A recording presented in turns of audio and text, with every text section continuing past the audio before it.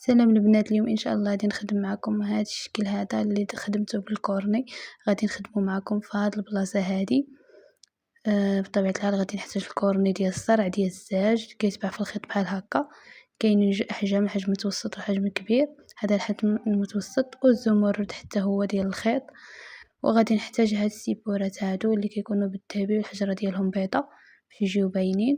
وهذا هو الصرع ديال النمره الصغيره. انا كنحل خيط بخيط، ما كنحلش كلشي ضربه واحده باش حتى الا شاطت لي سلعه تبقى مجموعه. وحتى هو راه ديال الزاج بطبيعه الحال. هنايا عندي الخيط على 4، وهنايا كنكون دراسيت الموديل ديالي بليزيستراس، ودرت هاد ليزيستراس في الوسط، قسمت به الشكل ديال الورقه ديالي. وغادي نجي نثبت الخيط هنايا كيف العاده، كيف ما عودتكم دائما ثبتوا الخيط باش هكا تكون عندكم الخدمه متقونه. وغادي نجي هنا النهايه او البدايه عفوا ديال الورقه، وغادي نطلع الخيط ديالي وكنتاكد بانه شاد بلاصتو. وكندير واحد الحبه ديال الكورني على هذا الشكل هذا، كندخلها مع هاد الجهه الرقيقه هي اللي كندخلها منها. وكندير واحد السيبوره، كندير ديريكت الفتحه مع الفتحه باش ما تجينيش عوجه، تجيني في الوسط على هذا الشكل هذا.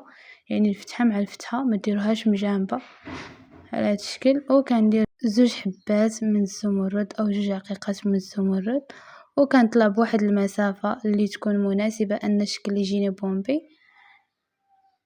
وكنهبط الابره ديالي على هذا الشكل هذا. شفتوا كي كتجي بومبي، كتجي واعره في الشكل. غادي نطلع عند هاد الحجره هذه مباشره من حداها، وكطلعوا على جنب ليزيستراس، ما كطلعوش من تحت منها. دائما جبدوا الخيط باش تبقى لكم الخدمه واقفه وشاده بلاصتها.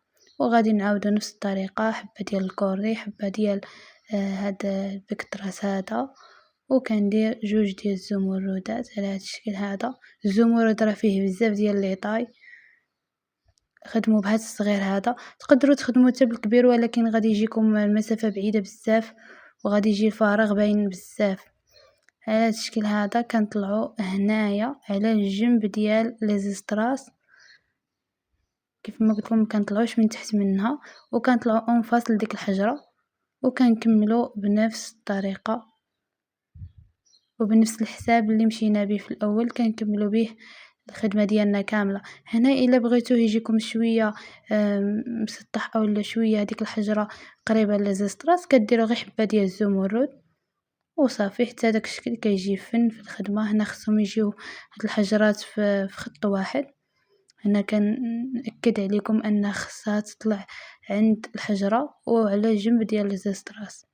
وكتكملوا بنفس الطريقه الرشمه ديالكم كامله اولا الموديل اللي نتوما كتخدموه حتى هذا الشكل كيجي واعر في الخدمه، كيعطي واحد الجماليه للقطعه اللي كتكونوا تخدموها.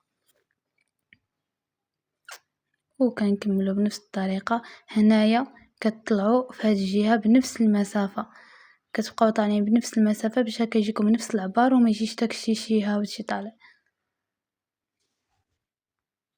وكنكملوا بنفس الطريقه. نخليكم مع الفيديو، فرجة ممتعة.